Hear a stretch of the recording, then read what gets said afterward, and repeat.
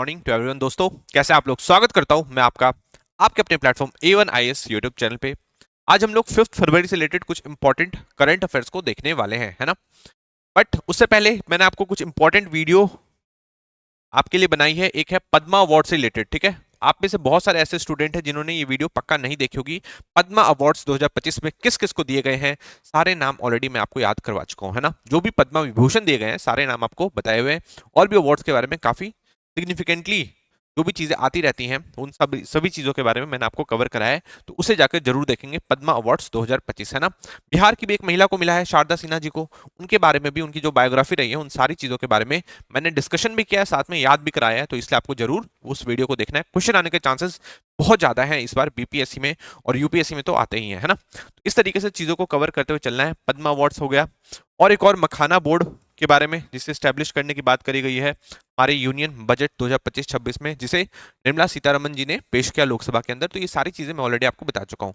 बिहार से रिलेटेड क्या क्या चीजों के ऊपर उन्होंने बल दिया है कि क्या क्या चीजें लाई जाएंगी बिहार के लिए, जो स्पेशल ट्रीटमेंट दिया जा रहा है बिहार को, तो क्या क्या हमें मिलने वाला है, उन 4-5 चीजों के बारे में मैं ऑलरेडी आपको एक वीडियो बनाकर बता चुका हूँ। उस वीडियो को जाकर जरूर देखिए, तो सारी चीजें क्लियर हो जाएगी, ठीक है। आज के करंट अफेयर्स करने के बाद आपको वीडियो जाकर देखनी है। 5 फरवरी के करंट अफेयर्स स्टार्ट करते हैं, बट इससे पहले जो हमारी क्लास थी उसके कुछ इंपॉर्टेंट करंट अफेयर्स के कुछ क्वेश्चंस देख लेते हैं, ठीक है। क्या क्या मैंने बताया था उससे ही क्वेश्चंस निकाले गए हैं। क्वेश्चन देखिए, हु ऑथर्ड काशी कुंभभिषेकम। किसने काशी कुंभभिषेकम को ऑथर किया है, किसने लिखा है। इसका करेक्ट आंसर क्या है? इसका करेक्ट आंसर है सुब्बू सुंदरम ने। ये चीज ऑलरेडी मैंने आपको बताया था, है ना। ये बुक लॉन्च करी गई है। लॉन्च करने के टाइम पे कौन था? यहाँ पे थे RN रवि साहब। इसके बारे में ऑलरेडी मैं आपको बता चुका हूँ। RN रवि कौन है? RN रवि है गवर्नर तमिलनाडु के, गवर्नर है तमिलनाडु के। उन्होंने एक बुक लॉन्च करी, जिसे लिखी किसने है? जिसे लिखी है सुब्बू सुंदरम ने। बुक का नाम है काशी कुंभभिषेकम। ये चीज आपको ध्यान रखना है।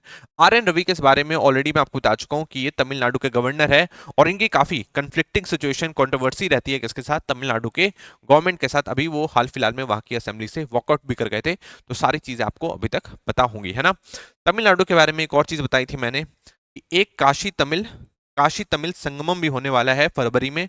काशी तमिल संगमम भी होने वाला है। इसमें तमिलनाडु और काशी से रिलेटेड जो का हिस्टोरिकल कल्चरल बॉन्ड रहा है उसको प्रदर्शित करने के बाद करी जाती है काशी तमिल संगमम में। इस बार तीसरा एडिशन उसका होने वाला है।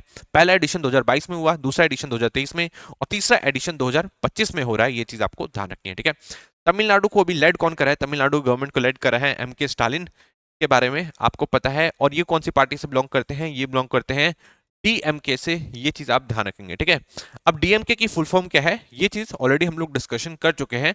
आप मुझे नीचे कमेंट सेक्शन में बताएंगे, ठीक है। क्वेश्चन फर्स्ट कंप्लीट हो गया। क्वेश्चन नंबर सेकंड जाते हैं। With statement about the beating retreat ceremony is correct. इनमें से कौन सा स्टेटमेंट सही है बीटिंग रिट्रीट सेरेमनी से रिलेटेड, है ना। तो हेल्ड ऑन 26 जनवरी, तो बिल्कुल भी सही नहीं है। 26 जनवरी को नहीं भाई, 29 जनवरी को होता है। ऑलरेडी ये बात बता चुका हूं, रिपब्लिक डे के 3 दिन बाद, है ना। मार्क्स रिपब्लिक डे स्टार्ट नहीं, रिपब्लिक डे की स्टार्टिंग नहीं, इसकी एंडिंग को दर्शाता है। तो ये भी बिल्कुल गलत है। नेक्स्ट देखिए, ओनली फॉर इंडियन आर्मी, तो इंडियन आर्मी के लिए सिर्फ नहीं है, साथ में इंडियन नेवी भी पार्टिसिपेट करती है, इंडियन एयरफोर्स भी पार्टिसिपेट करती है, नेवी भी, एयरफोर्स सब पार्टिसिपेट करते हैं, साथ में सेंट्रली आर्म्ड पुलिस फोर्स भी पार्टिसिपेट करती है। ये चीज मैं आपको बता चुका हूं, है ना। 30 के आसपास जो बैंड्स है उनको बजाए गए थे, अलग अलग ट्यून्स पे बजाए गए थे। सारे बैंड्स, इन सारे ट्यून्स के बारे में हमारे बीच में बात हो चुकी है, ठीक है। तो इस तरीके से चीजों को थोड़ा कवर करते हुए चलना है। इसका करेक्ट आंसर क्या हुआ? इसका करेक्ट आंसर है कि first held in 1955 during queen's visit, ठीक है। तो क्वीन जब आई थी तो उस विजिट के दौरान पहली बार बीटिंग रिट्रीट सेरेमनी हुई थी। ये चीज आप ध्यान रखना है, ठीक है। कहां पे होती है? विजय चौक पे होती है ना। विजय चौक पे होती है, बता चुका हूं, विजय चौक पे होती है। जितने भी हमारे डिग्नेटरीज हैं, इंपॉर्टेंट डिग्नेटरीज हैं, वो सारे आते हैं। ये चीज आप ध्यान रखना है। और कब होता है? 29 जनवरी, marks ending of Republic Day. ये चीज आपको ध्यान रखना है, ठीक है। इस तरीके से आपको चीजों को थोड़ा सा कवर करते हुए चलना है। क्वेश्चन नंबर थर्ड पे जाएंगे कि विच मिनिस्ट्रीज लॉन्च नमस्ते स्कीम। नमस्ते स्कीम किस मिनिस्ट्री ने लॉन्च किया है? तो कब लॉन्च किया गया था? 2023 में लॉन्च किया गया था। किस चीज से रिलेटेड है ये मैनुअल स्कैवेंजर से रिलेटेड है, मैनुअल स्कैवेंजर से रिलेटेड है। अब पूरी स्कीम तो ऑब्वियसली मैं नहीं बताने वाला, क्योंकि इसके बारे में ऑलरेडी डिस्कशन हो चुका है। पुराने लेक्चर देखो, सारी चीजें क्लियर हो जाएगी, है ना। तो नमस्ते स्कीम को किसने लॉन्च किया है? तो इसको लॉन्च किया है ministry of social justice and empowerment and ministry of housing and urban affairs, ठीक है। तो याद रखना है ministry of social justice and empowerment और मिनिस्ट्री ऑफ हाउसिंग अफेयर्स, ये चीज आप ध्यान रखेंगे, ठीक है। तो क्वेश्चन 3 आई थिंक आपको कंप्लीट हो गया होगा। क्वेश्चन नंबर 4 पे चलेंगे। Which statement about formation year of organisation are correct, ठीक है। तो कुछ ऑर्गेनाइजेशन का नाम है और ऑर्गेनाइजेशन क्या है, ये टेररिस्ट ऑर्गेनाइजेशन है, ये चीज आपको ध्यान रखना है। इन सारे टेररिस्ट ऑर्गेनाइजेशन के फॉर्मेशन से रिलेटेड क्वेश्चन पूछा गया है। चांसेस बहुत ज्यादा हैं इस बार क्वेश्चंस इस टाइप के आने के, है ना, क्योंकि खालिस्तान इशू लगातार ही न्यूज में बना हुआ है आपके, है ना। सिक्स फॉर जस्टिस और गुरपतवंत सिंह पन्नू लगातार ही न्यूज में बना रहता है, अलग अलग टाइप के वो थ्रेट्स देता रहता है ना। उसने अभी हाल फिलहाल में महाकुंभ को भी थ्रेट दिया था। तो ये सारी जो चीजें हैं हम लोग इसके बारे में डिस्कशन कर चुके हैं। इससे पहले उनका जो हमारे मिनिस्टर हैं, डिफेंस मिनिस्टर, उनको भी थ्रेट आया था। पार्लियामेंट को भी उड़ाने की बात करी गई थी। तो बहुत अलग अलग टाइप के थ्रेट्स देखे गए हैं किसकी तरफ से, सिक्स फॉर जस्टिस की तरफ से, ये चीज आपको ध्यान रखना है, ठीक है। ये एक टेररिस्ट ऑर्गेनाइजेशन है, इसको 2007 में बनाया गया था, तो बिल्कुल करेक्ट है, 2007 में बनाया गया था। इसका सरगना कौन है सिक्स फॉर जस्टिस का, इसके बारे में ऑलरेडी बात हो चुकी है। कौन है, गुरपतवंत सिंह पन्नू, ये चीज आपको ध्यान रखना है। गुरपतवंत सिंह पन्नू जो कि एक टेररिस्ट है, ये चीज आपको ध्यान रखना है। और गुरपतवंत सिंह पन्नू है, ये क्या है, ये अभी अटॉर्नी है यूएसए में, ये चीज आपको ध्यान रखना है। यूएसए में ये अटॉर्नी है और यूएसए और कनाडा दोनों की ही इसके पास सिटीजनशिप है, ये चीज आपको ध्यान रखना है, ठीक है। ये इंडिया की गवर्नमेंट के हिसाब से ये एक आतंकवादी है और इंडिया में आतंकवाद फैलाने की कोशिश करता है, जो कि यूएसए और कनाडा के शरण में बैठा हुआ है, वहां का सिटीजन बन के बैठा हुआ है, ठीक है। इसका जो जन्म है पंजाब में ही हुआ था, ये चीज आपको ध्यान रखना है। Sikh for justice already cover हो गया। बब्बर खालसा के बारे में याद रखेंगे कि इसको 1984 में बनाया गया था, 1984 में। और खालिस्तान कमांडो फोर्स, इसका भी आप लगातार नाम सुनते होंगे, 1986 में, ये चीज आपको ध्यान रखना है, ठीक है। तो अब दो चीज और ध्यान रखेंगे, एक तो रहेगा आपको बब्बर खालसा, बब्बर बब्बर खालसा, है ना, 1984, और खालिस्तान कमांडो फोर्स, इसके बारे में भी आप लगातार सुनते होंगे, खालिस्तान कमांडो फोर्स 1986, ठीक है। अब इसको याद कैसे करेंगे, इसको याद करेंगे आप जो इंदिरा गांधी की डेथ हुई थी उसके ईयर के बाद, है ना। इंदिरा गांधी की डेथ कब हुई थी, उसके ईयर के बाद देखो कितने साल बाद ये ऑर्गेनाइजेशंस बनी है, कौन से साल में ऑर्गेनाइजेशन बनी है, इस तरीके से चीजों को आप कवर करते हुए चलेंगे, ठीक है। आई थिंक आप ये सारी चीजों को समझ पा रहे होंगे, कोई भी डेट आपको भूलनी नहीं है।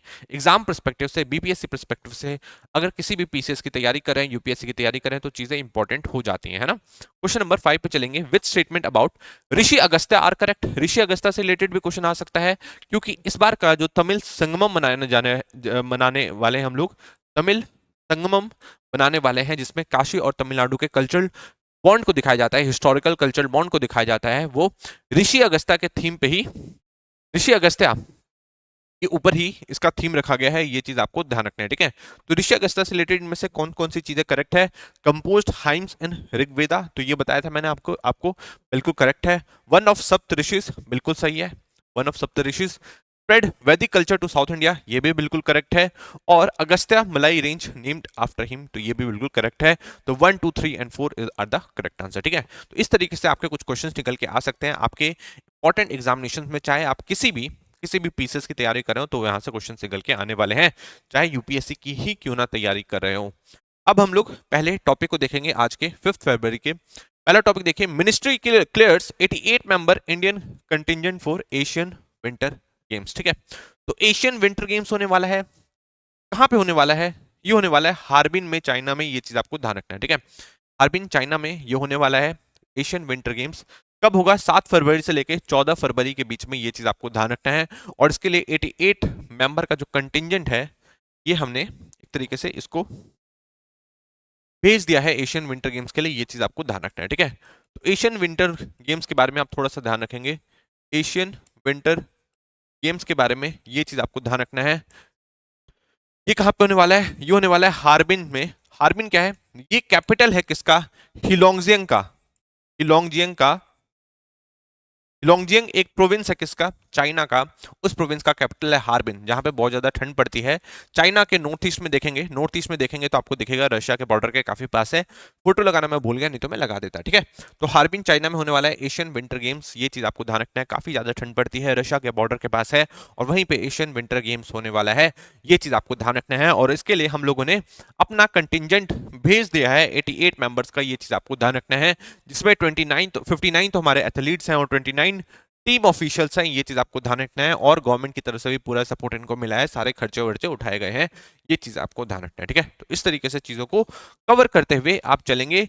ये जो कंटिजेंट है अभी तक का इंडिया का लार्जेस्ट कंटिजेंट है, ये चीज आपको ध्यान रखना है, लार्जेस्ट कंटिजेंट है, ये चीज आपको ध्यान रखना है। ठीक है, साथ ही साथ आप इसको ओलंपिक्स और पैरालंपिक्स से भी लिंक करते हुए चलो, है ना, क्योंकि उससे रिलेटेड ऑलरेडी मैं आपको कई बार चीजें बता चुका हूं, उसको भी लिंक करते हुए आपको चलना है और उसको पढ़ना है। ठीक है, तो बहुत सारे गेम्स है, कौन कौन से गेम्स है एक बार देख लेते हैं, जैसे कि alpine alpine skiing, cross country skiing, figure skating, short track speed skating and speed skating, long track, इन सारे अलग अलग गेम्स में इंडिया जो है पार्टिसिपेट करने वाला है, ये चीज आपको ध्यान रखना है। ठीक है, तो इस तरीके से चीजों को आप थोड़ा सा कवर करते हुए चलेंगे, है ना, समझ में आ गया।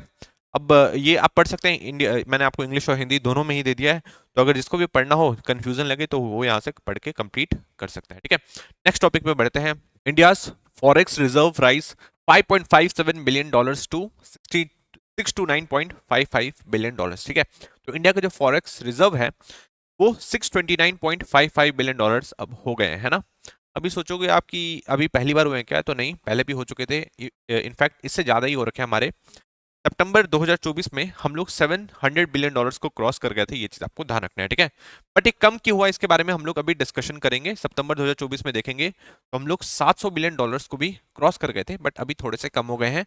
पर इसमें आप सोच रहे होंगे सर फिर राइज क्यों लिखा गया है, क्योंकि इससे भी अभी हम लोग कम चले गए थे, ये चीज आप ध्यान रखेंगे। ठीक है, अराउंड 623.983 बिलियन डॉलर्स था हमारा कुछ महीने पहले, फिर उसको हम लोगों ने बढ़ा के 5 बिलियन डॉलर बढ़ा लिया, और बढ़ा के अभी हो गया 629.557 बिलियन डॉलर्स। ठीक है, तो एग्जैक्ट हमें डेटा यहाँ पे याद नहीं रखना होता, बस इतना ध्यान रखना होता है कि किसके आसपास है, 600 650 के आसपास है, ये चीज आप ध्यान रखेंगे। ठीक है, अब ये कम क्यों हुआ था, इस बारे में दिया गया है इस न्यूज के अंदर। कम इसलिए हुआ क्योंकि हम लोग रीवैल्यूएशन करने की कोशिश कर रहे थे, रीवैल्यूएशन करने की कोशिश कर रहे थे इसलिए। ठीक है, अब रीवैल्यूएशन क्या होता है इसके बारे में हम लोगों ने 2 दिन पहले ही जिक्र किया है, जब मैं आपको बता रहा था डेप्रिसिएशन के बारे में, डेप्रिसिएशन और डिवैल्यूएशन में फर्क, डेप्रिसिएशन एंड डिवैल्यूएशन में फर्क। अब यही फायदा होता है यार डेली करंट अफेयर्स पढ़ने का, आप जो कॉन्सेप्ट है उसको थोड़ा थोड़ा करके कवर करते जाओ, एक बार में सब कुछ समझने की जरूरत नहीं है, बट आप थोड़ा थोड़ा चीजों को कवर करते जाओगे तो सारी चीजें क्लियर हो जाएगी, है ना।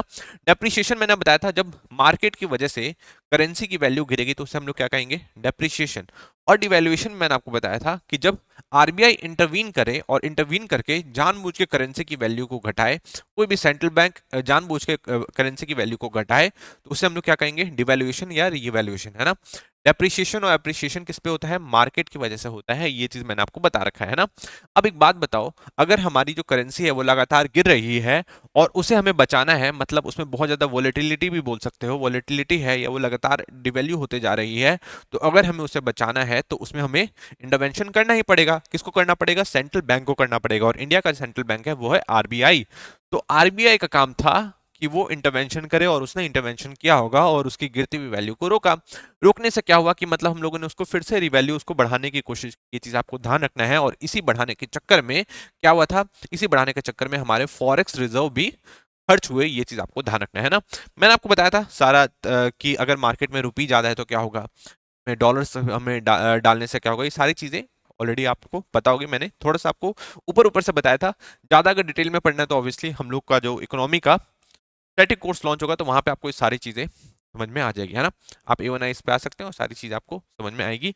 अभी के लिए देखिए कि इस आर्टिकल में यही बात करी गई है कि रिवैल्यूएशन करने की वजह से जो हमारे फॉरेक्स रिजर्व हैं वो थोड़े से कम हुए थे, ये चीज आपको ध्यान रखना है। बट 5 बिलियन डॉलर्स अब ये फिर से बढ़ चुका है, ये चीज आपको ध्यान रखना है। ठीक है, आई थिंक आप ये सारी चीजों को समझ पा रहे होगे। मतलब जो हमारा 2024 में 700 बिलियन डॉलर्स के आसपास जो फॉरेक्स रिजर्व था, वो कम इसलिए हुआ है क्योंकि हम लोग लगातार उसमें से पैसे खर्च कर रहे थे, उसके फॉरेक्स रिजर्व जो है वो खर्च कर रहे थे किस चीज के लिए, जो हमारी करेंसी है उसको रीवैल्यू करने के लिए, ये चीज आपको ध्यान रखना है। आरबीआई खर्च कर रही थी जो करेंसी है उसको रीवैल्यूएशन करने के लिए, ये चीज आप ध्यान रखेंगे। ठीक है, अब देखिए ये डिवैल्यूएशन रिवैल्यूएशन वाला कॉन्सेप्ट आपको समझ में आ गया होगा। अब मैं आपको थोड़ा सा फॉरेक्स रिजर्व, आप सोच रहे होंगे कि सर ये क्या फॉरेक्स रिजर्व ये सब बात करते जा रहे हो, इसको समझ लो।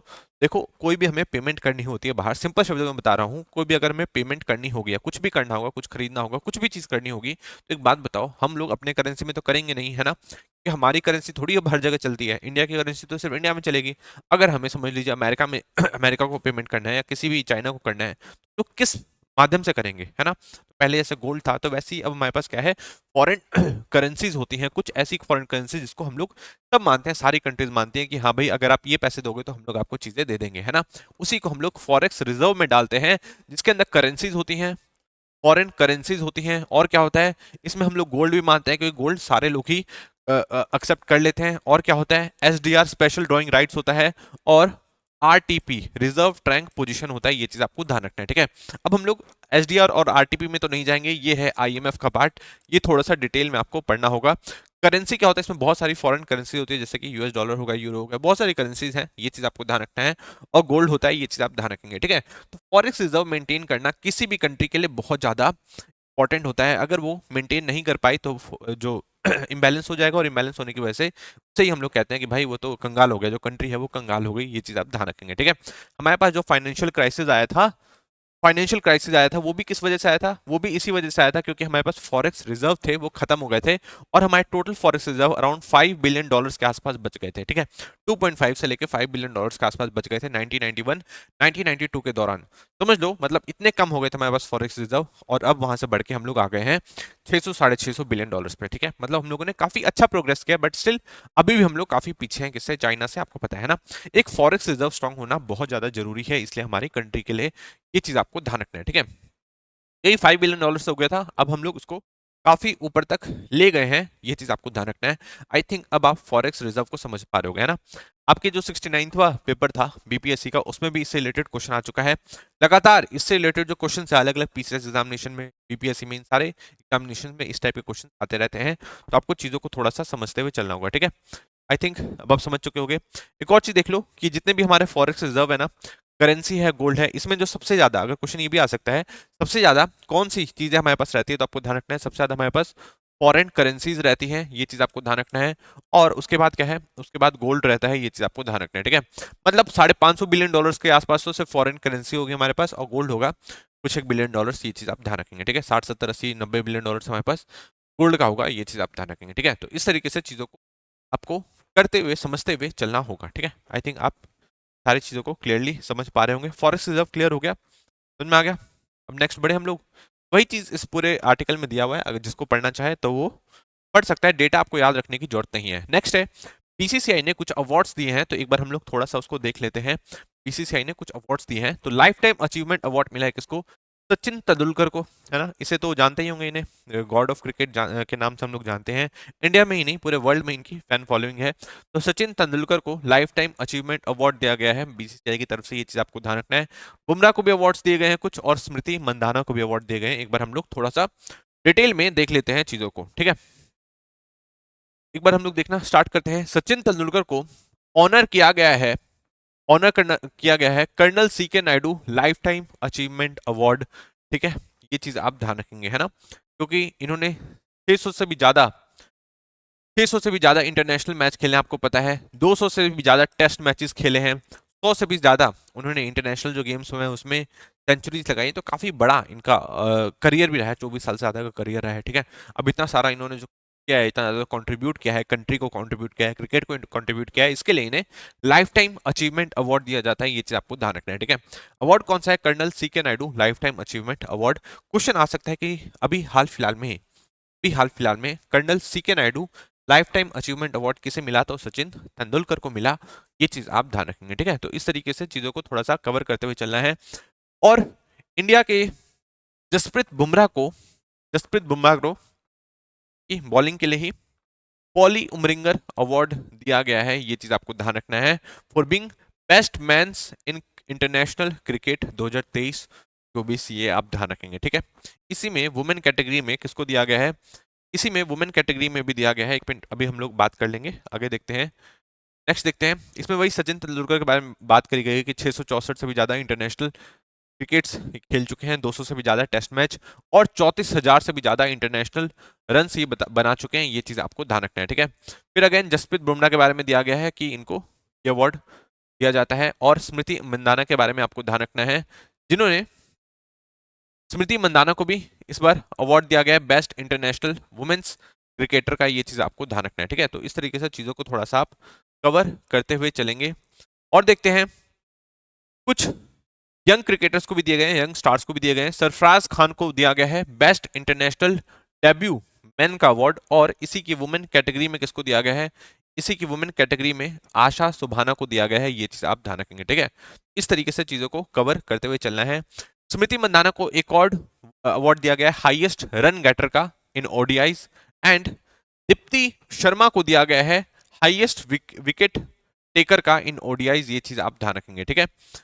तनुष कोटियान को दिया गया है best performance in BCCI domestic tournaments, और मुंबई मुंबई क्रिकेट एसोसिएशन को दिया गया है best performance in BCCI domestic tournaments trophy, ये चीज आप ध्यान रखेंगे, ठीक है। तो सारे नाम एक बार आप फिर से देख लेना, पीडीएफ में आपको मिल जाएगा, तो एक बार आप उसको मैच कर लेना, ठीक है। और चीजों को आपको थोड़ा सा ध्यान रखना होगा, ठीक है। तो इस तरीके से को कवर करते हुए चलेंगे। यहाँ पे एक और चीज आपको ध्यान रखनी है बीसीसीआई के बारे में, BCCI is not a state, ये चीज आप ध्यान रखेंगे, क्वेश्चन में आ सकता है आपके, है ना। इस टाइप के क्वेश्चंस यूपीएससी और अलग अलग पीसीएस एग्जामिनेशन में देखने को मिलते हैं कि बीसीसीआई स्टेट है कि नहीं, तो आपको ध्यान रखना है बीसीसीआई एक स्टेट नहीं है, ये चीज आप ध्यान रखेंगे, ठीक है। स्टेट नहीं है अंडर आर्टिकल 12, क्वेश्चन आ सकता है कि BCCI is a state under article 12, तो आपको ध्यान रखना है स्टेट नहीं है, ये चीज आप ध्यान रखेंगे, ठीक है। तो इस तरीके से कवर करते हुए चलेंगे। नेक्स्ट है India adds 4 new Ramsar wetlands first for Jharkhand and Sikkim, ठीक है। तो इंडिया ने अभी 4 नए रामासार वेटलैंड्स को ऐड किया है अपने अंदर, ये चीज आपको ध्यान रखना है। रामासार साइट्स क्या होता है, इन सारी चीजों के बारे में हम लोग डिस्कशन करेंगे। आपको पता है कि हम लोग वर्ल्ड वेटलैंड्स डे 2 फरवरी को मनाते हैं। 2 फरवरी क्यों, क्योंकि इसी दिन हम लोगों ने रामासार कन्वेंशन को साइन किया था, ये चीज आपको ध्यान रखना है। इसी दिन वर्ल्ड ने रामसार कन्वेंशन को साइन किया था ईरान के अंदर, ये चीज आपको ध्यान रखना है, ठीक है। तो तभी हम लोग वर्ल्ड वेटलैंड्स डे मनाते हैं, ये चीज आप ध्यान रखेंगे। 2 फरवरी को 2 फरवरी 1971 के दिन साइन किया गया था, ये चीज आपको ध्यान रखना है। इससे पहले मैंने आपको बता रखा है कि जो हमारे रामसार साइट्स थे ये कितने थे, रामसार साइट्स थे हमारे पास पहले 80, है ना, अभी 1 साल पहले, फिर उसके बाद 2 जुड़े, उसके बाद 3 जुड़े, है ना, तो 85 हो गया, और अब 4 जुड़ के 89 हो चुका है, ये चीज आपको ध्यान रखना है, ठीक है। तो लगातार ही बहुत सारे वेटलैंड्स हम लोग छोड़ते जा रहे हैं, ये चीज आप ध्यान रखेंगे। तो ये जो सातों जो जितने भी वेटलैंड्स है जो भी मैं आपको करवाने वाला हूँ, 9 के 9 वेटलैंड्स आपको पता होने चाहिए कहाँ से हैं। अगर सबसे ज्यादा क्वेश्चन आएगा आने के चांसेस है तो यहीं से आने के चांसेस है कि ये जो वेटलैंड्स है ये कहाँ पे है एग्जैक्टली, है ना, इसकी लोकेशन क्या है, तो आपको ध्यान रखना होगा। तो अभी जो दिया गया है, अभी जो 4 ऐड किए गए हैं उनका नाम पहले देख लो। उनका नाम है सक्करकोट्टई बर्ड सेंचुरी तमिलनाडु में, ये चीज आपको ध्यान रखना है, और थिथंगल बर्ड सेंचुरी तमिलनाडु में, ये चीज आप ध्यान रखेंगे। तो इन दोनों बर्ड सेंचुरी को तमिलनाडु में क्या दिया गया है, रामसर साइट का दर्जा दिया गया है, ये चीज आपको ध्यान रखना है। और इसी के साथ तमिलनाडु के अराउंड 20 रामसर साइट हो जाते हैं, 20 ऐसे वेटलैंड हो जाते हैं जो कि इंटरनेशनल इंपॉर्टेंस के हैं, जिसे हम लोग रामसर साइट कहेंगे, ये चीज आपको ध्यान रखना है, ठीक है। तो चीजों को समझ पा रहे हो, सक्कर कोटाई बर्ड सेंचुरी और थेरथंगल बर्ड सेंचुरी तमिलनाडु, इससे पहले भी 2 को ऐड किया गया था, मैं आपको अभी बताऊंगा, कोजुवेली एंड नंजराइन बर्ड सेंचुरी, उसके बारे में बताएंगे आगे, है ना। अभी देखो तमिलनाडु के 2 और एक हो गया सिक्किम का, सिक्किम का है खेचेपलरी वेटलैंड, ये चीज आपको ध्यान रखना है, और झारखंड का है उधवा लेक, ये आपको ध्यान रखना है, ठीक है। तो झारखंड और सिक्किम का पहले ऐसे वेटलैंड है जिसको रामसर साइट के अंदर दर्ज किया गया है, ये चीज आपको ध्यान रखना है, ठीक है। तो इस टाइप से भी क्वेश्चन निकल के आ सकता है ना, कि सिक्किम और झारखंड या कौन से ऐसे स्टेट है जिनका पहली बार वेटलैंड उनका रामसर साइट्स के अंदर ऐड किया गया है, तो आपको ध्यान रखना है झारखंड एंड सिक्किम। नाम क्या है, उधवा लेक एंड खेचेपलरी वेटलैंड, ये चीज आपको ध्यान रखना है, ठीक है। तो 2-3 चीज निकल के आ रही है, एक तो तमिलनाडु के अराउंड 20 वेटलैंड्स है जो कि अब रामसर साइट्स के अंदर में है, ये चीज आपको ध्यान रखना है। सिक्किम के पहली बार कोई गया है और झारखंड के पहली बार गया है, ये भी चीज आप ध्यान रखेंगे, ठीक है। रामसर साइट क्या होता है, रामसर साइट समझने के लिए पहले आपको वेटलैंड समझना पड़ेगा कि वेटलैंड क्या होता है। वेटलैंड सिंपल भाषा में बता देता हूँ, वेटलैंड होता है लाइक लैंड और वाटर का मिक्स एरिया, आप समझ लो, ठीक है, जो कि बहुत ज्यादा बायोडाइवर्सिटी को सपोर्ट करता है, ठीक है। मार्शीज आप समझते होंगे, है ना, मतलब ऐसा नहीं है कि पूरा वहाँ पे पानी भरा हुआ है, पानी वहाँ भरा हुआ नहीं है। मतलब जमीन भी है, पानी भी है, बस वहाँ पे पानी पूरे टाइम लगा भी रहता है परमानेंटली, या सीजनली भी वहाँ पे आ जाता है। पर उसकी वजह से बहुत ज़्यादा बायोडाइवर्सिटी को सपोर्ट मिलती है ना। वहाँ पे आसपास बहुत सारे माइग्रेटरी बर्ड्स भी पाए जा सकते हैं ना, बहुत सारे अलग अलग टाइप के स्पीसीज देखने को मिल सकती है। तो उसे हम लोग क्या कहते हैं, उसे हम लोग मानते हैं कि ये हमारे इकोलॉजी के लिए बहुत ज़्यादा इंपॉर्टेंट है, क्योंकि ये बायोडाइवर्सिटी को सपोर्ट कर रहा है। ये चीज़ आपको ध्यान रखना है, ठीक है। तो वेटलैंड समझ में आया। वेटलैंड क्या करता है, बायोडाइवर्सिटी को सपोर्ट करता है, बायोडाइवर्सिटी को सपोर्ट करता है ना। बहुत सारे जो माइग्रेटरी स्पीसीज हैं वो वहाँ पे पाए जाते हैं, माइग्रेटरी बर्ड्स आपको जाएंगे, है ना। अलग अलग टाइप के स्पीसीज देखने को मिलते हैं, तो वो हमारे इकोलॉजी के लिए बहुत ज़्यादा इंपॉर्टेंट होता है। तो हम लोग क्या कहेंगे, उस लोग कहेंगे हम लोग वेटलैंड। ये चीज़ आपको ध्यान रखना है, ठीक है। अब जब यही वेटलैंड इंटरनेशनल इंपॉर्टेंस को हो जाते हैं, तो इसे हम लोग क्या कहते हैं, रामसर साइट्स कहते हैं। ये चीज़ आपको ध्यान रखना है, ठीक है। तो रामसर साइट्स के बारे में आपको सिंपल सा ध्यान रखना है। रामसर साइट्स के बारे में आपको सिंपल सा ध्यान रखना है कि Ramsar sites are wetlands of international importance, wetlands of international importance. ये चीज आपको ध्यान रखनी है, ठीक है। तो इस तरीके से चीजों को आपको थोड़ा सा कवर करते हुए चलना होगा। तो 4 रामसर साइट के नाम मैंने आपको भी बता दिए, याद कर लो, साथ के साथ लिख लो कहीं पे। सक्कर बर्ड सेंचुरी और थेरथंगल बर्ड सेंचुरी तमिलनाडु में, खेचे पलरी वेटलैंड सिक्किम में, और उधवा लेक झारखंड में। ये चीज आप ध्यान रखेंगे। इससे पहले 5 और ऐड किए गए थे, उन 5 का नाम भी हम लोग देख लेते हैं। क्या है, Nagi, Nagi and Nagti bird sanctuary कहाँ पे है, कौन से डिस्ट्रिक्ट में है, ये आप मुझे बताएंगे। Nagi and Nagti bird sanctuary of Bihar कहाँ पे है, कौन से डिस्ट्रिक्ट में, आप मुझे बताएंगे। और ये दोनों ही आर्टिफिशियल वेटलैंड्स थे, ठीक है, आर्टिफिशियल वेटलैंड्स थे। यार रामसर साइट्स होने के कुछ कैटेगरीज होते हैं, उन कैटेगरीज का नाम तो मैंने आपको नहीं लिख रखा है यहाँ पे, पर आपको कैटेगरीज होंगे, मैं आपको कभी और बता दूंगा, ठीक है। उसमें ऐसा नहीं है कि सिर्फ नेचुरली वेटलैंड होने चाहिए, उसमें आर्टिफिशियल वेटलैंड्स भी हो सकते हैं, ठीक है। जैसे कि किसी रिवर की आपने डैमिंग की, जैसे कि जो ये है तवा रिजर्वोयर है ना, ये भी डैमिंग करने की वजह से बना है। ये भी जो वाटर को रोकने की वजह से ही बना है ना, आसपास रिवर बॉडी थी उसी को रोकने की वजह से बना है। तो आपको ध्यान रखना है कि ऐसा नहीं होता कि अगर कोई नेचुरली वेटलैंड बन रहा है तो उसे ही हम लोग वेटलैंड का दर्जा देंगे, नहीं। आर्टिफिशियली भी अगर आप बन जाता है तो उसे भी हम लोग वेटलैंड्स का दर्जा देते हैं, अगर उसे बायोडाइवर्सिटी को सपोर्ट मिलता है तो, ठीक है। तो आपको ध्यान रखना है, इससे पहले जो 5 ऐड हुए थे वो थे Nagi bird sanctuary, Nagi and Nagti bird sanctuary. फिर आया तवा रिजर्वोयर मध्य प्रदेश का, नंजरायन बर्ड सेंचुरी तमिलनाडु का, और कजुवेली बर्ड सेंचुरी तमिलनाडु का। ये चीज आपको ध्यान रखना है। और इसी के साथ 85 हो गए थे हमारे टोटल, क्या बोलते हैं, टोटल रामसर साइट्स।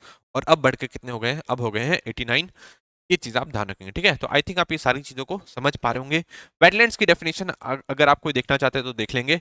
और रामसर कन्वेंशन के बारे में 2 फरवरी 1971 को क्या बोलते हैं, इसे साइन किया गया था, और इसी के दिन हम लोग वर्ल्ड वेटलैंड्स डे मनाते हैं। ये चीज आप ध्यान रखेंगे, ठीक है। इस तरीके से चीजों को कवर करते हुए चलना है। ये कहाँ पे साइन हुआ था, ये रामसर सिटी है एक, ईरान की, वहां पे साइन किया गया था 2 फरवरी 1971 को। ये चीज आप ध्यान रखेंगे, ठीक है। तो समझ में आया। तो इस तरीके से अगर किसी को भी फुल स्टोरी पढ़नी है तो वो यहाँ से पढ़ सकता है, के लिए मैंने आपको दे दिया है, ठीक है। नेक्स्ट इंपॉर्टेंट न्यूज की तरफ देखिए। NGT seeks centre's response on use of invasive fish species as mosquito control agent, ठीक है। तो एनजीटी ने समन किया है किसको, सेंटर को रिस्पॉन्स देने के लिए बोला है कि जो इन्वेजिव फिश स्पीसीज का यूज कर रहे हो मॉस्किटो कंट्रोल करने के लिए। अब आप सोचोगे सर मॉस्किटो को, मच्छरों को रोकने के लिए ये फिशेस का इस्तेमाल क्यों किया जा रहा है, उसके बारे में हम लोग थोड़ा सा समझ लेते हैं, ठीक है। अब देखो आपको पता है कि बहुत सारे ऐसे मच्छर हैं, खासकर जो खतरनाक वाले होते हैं, मलेरिया होता है, मलेरिया फैलाते हैं, डेंगू फैलाते हैं, वो ज्यादातर साफ पानी में ही अपने बच्चों को पैदा करते हैं, आपको पता ही है ना। अब उसी साफ पानी में क्यों ना हम ऐसे फिशेस को जोड़ दें, फिशेस को छोड़ दें, है ना, जो खाती क्या है, जो खाती है मच्छरों के बच्चों को, है ना, उनके लार्वे को खाती हैं। तो कैसा रहेगा, अगर उनके लार्वे को खा लिया जाएगा तो मच्छर कभी पैदा ही नहीं होगा, बड़ा ही नहीं हो पाएगा, बड़ा नहीं हो पाएगा तो हमें काटेगा नहीं। उसी से बचने के लिए कुछ स्टेट्स में क्या किया, सेंटर ने छोड़ने का फैसला ले लिया इस फिशेस को, है ना। अब प्रॉब्लम यह है कि इन फिशेस को बैन कर रखा है बहुत सारी कंट्रीज ने, जैसे कि ऑस्ट्रेलिया हो गई, इन सारी कंट्रीज ने बैन कर रखा है कि आप इस वाली फिशेस को यूज नहीं करेंगे। क्यों नहीं यूज करेंगे, क्योंकि इन्वेजिव स्पीसीज है। और इन्वेजिव स्पीसीज के बारे में मैंने आपको बता दिया है ना, इन्वेजिव फिशेस के बारे में मैंने आपको बताया था, इन्वेजिव स्पीसीज के बारे में मैंने आपको बताया था, वाटर हाइसिंथ के बारे में जब मैं आपको बता रहा था, है ना। वाटर हाइसिंथ के बारे में अभी हम लोग 4-5 दिन पहले जिक्र कर रहे थे, जब मैंने आपको बताया था कि ये भी एक इन्वेसिव स्पीसीज है जिसे टेरर ऑफ बंगाल कहते हैं, जो कि आसपास की जो भी स्पीसीज है ना, उसको खत्म करने का काम करती है, और इससे जो इकोलॉजी है वहां की प्रॉब्लम में आ जाती है। ये आपको ध्यान रखना है। तो वैसे ही मॉस्किटो की, सॉरी, फिश की 2 स्पीसीज हैं, कौन सी, गैम्बूसिया एफिन्स, जिसे हम लोग कहते हैं मॉस्किटो फिश नाम से, और पोकिलिया रेटिकुलाटा गुपी नाम से। अब ये जो नाम है ना, आपके यूपीएससी एग्जामिनेशन में आ सकते हैं, या जो भी पीसीएस की तैयारी कर रहे हैं उसमें आपको देखने को मिलेंगे। Gambusia affinis, mosquito fish and Poecilia reticulata, जिसे गुपी कहते हैं। अब देखो क्वेश्चन कैसे आता है यूपीएससी में। यूपीएससी में जनरली क्वेश्चन आते हैं कि इसमें से कौन कौन सी बताओ इन्वेजिव स्पीसीज है, और कुछ नाम आपको दिए होंगे, आपको सेलेक्ट करना होगा, ठीक है। अब नाम इस टाइप के याद नहीं रहते तो काफी प्रॉब्लम हो जाती है, पर आपको ध्यान रखना है। देखो इस टाइप से ही क्वेश्चन निकल के आने वाले हैं, तो आपको चीजों को कवर करते हुए चलना है। गंबूसिया एफिन्स और पोकिलिया रेटिकुलाटा गुपी। अब इन फिशेस को छोड़ने की बात चल रही थी अलग अलग स्टेट्स में। इसमें क्या होगा कि ये लार्वे को खा लेंगे, और फिर जो मच्छर है वो कभी बड़ा नहीं हो पाएगा, बड़ा नहीं होगा तो फिर काटेगा ही नहीं। तो यही चीज सोचा था सेंटर ने, पर एनजीटी है ना, नेशनल ग्रीन ट्रिब्यूनल, इसने बोला है कि उसको सेंटर को उनको रिस्पॉन्स फाइल करने के लिए बोला है। ये चीज आपको ध्यान रखना है। एनजीटी आपके एग्जाम परस्पेक्टिव से इंपॉर्टेंट हो जाता है, इसके बारे में आप थोड़ा सा देख लोगे, नहीं तो मैं कभी ना कभी कवर करा ही दूंगा, और पहले भी एक बार करवा चुका हूं, है ना। तो इसलिए पुराने लेक्चर्स देखोगे तो सारी चीजें कवर हो जाएगी। एक टॉपिक को हम लोग बार बार नहीं पढ़ेंगे, बार बार पढ़ेंगे सेम चीज तो फिर क्या होगा, टाइम वेस्ट होगा, है ना। ज्यादा से ज्यादा चीजों को हमें कवर करना है, क्योंकि पीसीएस एग्जामिनेशन में आपको हर चीज के अंदर डीप जाने की जरूरत नहीं है, आपको थोड़ा ब्रॉडली भी सोचना पड़ेगा, ठीक है। ज्यादा से ज्यादा टॉपिक्स भी कवर करते हुए चलना पड़ेगा, तभी क्लियर होंगी, ठीक है।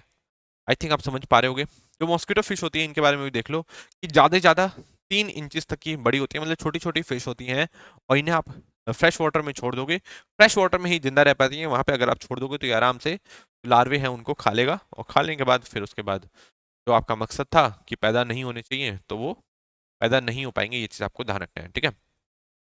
अभी देखो 11 स्टेट में सेंटर के द्वारा जो मॉस्किटो फिश है उसको रिलीज किया गया था, जैसे कि आसाम, गुजरात, कर्नाटका, महाराष्ट्र, राजस्थान, तमिलनाडु, उत्तर प्रदेश के अंदर, ठीक है। और गुपीज को भी क्या बोलता है, छोड़ा गया था कहाँ कहाँ पे, महाराष्ट्र में, कर्नाटका, पंजाब एंड उड़ीसा में, ठीक है। अब खतरा यही है कि ये वहाँ की जो स्पीसीज हैं उनके लिए काफी बड़ा खतरा बन जाएगी, वहाँ की इकोलॉजी के लिए खतरा बन जाएगी, क्योंकि ये इन्वेजिव स्पीसीज है ना। तो ये प्रॉब्लम है, और इसी की वजह से एनजीटी ने बोला है, किसको बोला है, क्या बोलते हैं, बोला है कि आप अपना रिस्पॉन्स फाइल करो। ये चीज आप ध्यान रखेंगे। नेक्स्ट चलते हैं। Union budget ₹600 crore allocated for Samudrayaan, ठीक है। समुद्रयान के लिए 600 करोड़ रुपए एलोकेट कर दिए गए हैं इस बार के यूनियन बजट में। एक बार देख लेंगे ये समुद्रयान क्या है, इसके बारे में हम लोग डिस्कशन कर लेंगे, ठीक है। अब देखो कि यार रिसोर्सेज तो हमें लेने ही होते हैं अगर हमें कंट्री को चलाना है, अगर हमें बढ़ना है आगे, है ना, अलग अलग बड़ी बड़ी कंट्रीज के साथ कॉम्पीट करना है, और जो जो ह्यूमंस की जो नीड्स है उसको पूरा करना है, तो हमें एक्सप्लोरेशन लगातार करना ही होता है ना। तो अब हम लोगों ने सोचा कि क्यों ना डीप ओशन में एक्सप्लोरेशन किया जाए, डीप ओशन में एक्सप्लोरेशन किया जाए। तो मिनिस्ट्री ऑफ अर्थ साइंसेज ने एक मिशन को लॉन्च किया, इंडिया डीप ओशन मिशन, ठीक है।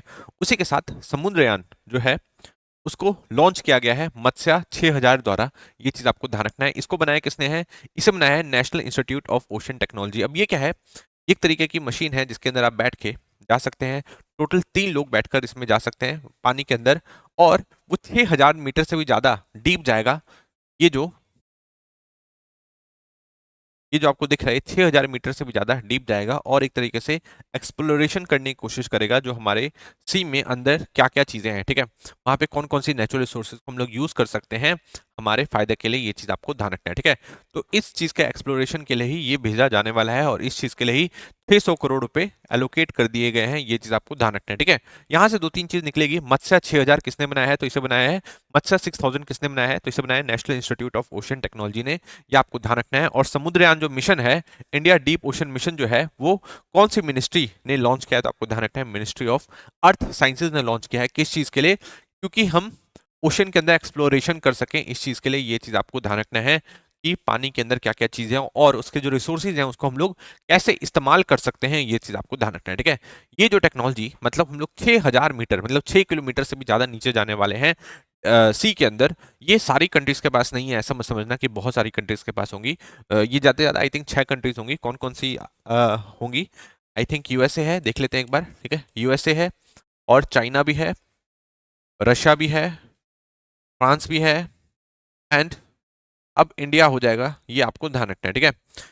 USA, China, Russia, France, India, और आई थिंक यूके भी होगा, एक बार आप देख लेना, ठीक है। तो ये जो पर्टिकुलर क्या बोलते हैं टेक्नोलॉजी है कि 6000 मीटर से भी नीचे हम लोग जाएंगे, और 12 घंटे के आसपास तक हम लोग वहां पे उस मशीन के थ्रू रह सकते हैं अंदर में, ठीक है। इस टेक्नोलॉजी के थ्रू हम लोग पानी के अंदर 12 घंटे से भी ज़्यादा लगातार काम कर सकते हैं, और अगर इमरजेंसी वाली अगर सिचुएशन आती है तो हम लोग उसको 90 घंटे और एक्सटेंड कर सकते हैं, ठीक है। तो इस तरीके से हम लोग अंदर जाकर एक्सप्लोरेशन करेंगे और वहाँ पे क्या-क्या नेचुरल रिसोर्सेज है उसको एक्सप्लोर कर सकते हैं, ये चीज़ आपको ध्यान रखना है। उसको कैसे हमारे इस्तेमाल में लाया जाए उसको हम लोग देख सकते हैं, ये चीज़ आपको ध्यान रखना है, ठीक है। तो समझ में आया? इसमें बहुत ज़्यादा पैसे लगे हैं, 4000 करोड़ से भी ज़्यादा हम लोगों ने एलोकेट करने का सोचा था अगले 5 सालों के अंदर। अभी 600 करोड़ एलोकेट कर दिए गए हैं समुद्रयान को इस बार के यूनियन बजट में, ये चीज़ आप ध्यान रखेंगे, ठीक है। इस तरीके से चीज़ों को आपको कवर करते हुए चलना होगा, और भी हम लोग इसके बारे में पढ़ेंगे। India deep deep ocean mission के बारे में आपको इतनी चीज़ पता होनी चाहिए, ठीक है। नेक्स्ट है यूनियन बजट 2025 में मैंने आपको बताया कि इस बार बिहार को काफ़ी कुछ मिला है ना।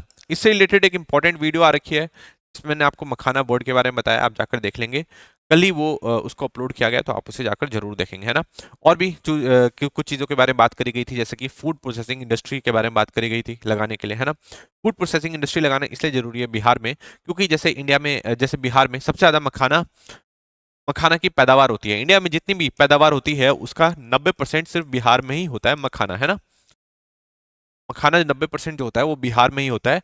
अब एक बात बताओ, ये रॉ मखाना है और इसमें अगर हम लोग वैल्यू एडिशन कर ले, जैसे इसका एग्जांपल लेने के लिए मैंने आपको बताया था कि अगर कोई एप्पल है ना, उसी वही एप्पल अभी आप 10 रुपए में बेच रहे हो, पर उसी एप्पल का अगर हम लोग जैम में क्रिएट कर दें, उस एप्पल का हम लोग जैम बना दें, तो वही जैम 200 रुपये में बिकेगा। तो उसमें क्या कर दिया गया, वैल्यू एडिशन कर दिया गया है, और इसके लिए फूड प्रोसेसिंग इंडस्ट्री चाहिए होती है ना।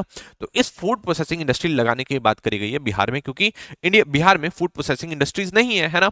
अगर यही फूड प्रोसेसिंग इंडस्ट्री क्या होगी, तो ये जो मखाना हम लोग पैदा कर रहे हैं ये हम लोग दूसरे स्टेट को नहीं भेजेंगे। दूसरे स्टेट वाले क्या करते हैं, वो इसी मखानों को रॉ मखानों को खरीदेंगे और इसमें कुछ क्या बोलते हैं वैल्यू एडिशन करके बाहर फॉरेन कंट्री में बेच देंगे इसको, और काफी ज्यादा मुनाफा कमाते हैं ना।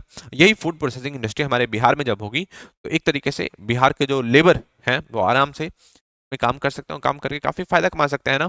फार्मर्स को भी इससे अच्छी कीमत मिलेगी। तो ये सारी चीजें ऑलरेडी मैं आपको एक वीडियो में समझा चुका हूँ। फार्मर्स प्रोड्यूसर ऑर्गेनाइजेशन क्या होता है, ये सारी चीजें बता चुका हूँ, एक बार आप जाकर उसे देख लेंगे। साथ ही ग्रीनफील्ड एयरपोर्ट्स लगाने की बात करी गई है ना। तो ये सारी चीज आप जाकर देखेंगे तो आपको क्लियर हो जाएगा, है ना। कल वीडियो हो चुकी है अपलोड, और एक और चीज पद्मा अवार्ड से रिलेटेड भी वीडियो हो चुकी है, तो उसे भी जाकर जरूर देख लिए। आज की वीडियो को हम लोग यहीं पे समाप्त करेंगे, कल फिर हम लोग आपके साथ मिलेंगे। क्वेश्चंस इस जो क्लास हुई है आज ही क्लास से रिलेटेड कुछ इंपॉर्टेंट क्वेश्चंस आपको मिलेंगे आपके टेलीग्राम चैनल पे, उसे जरूर देखिए, ठीक है। Thank you so much.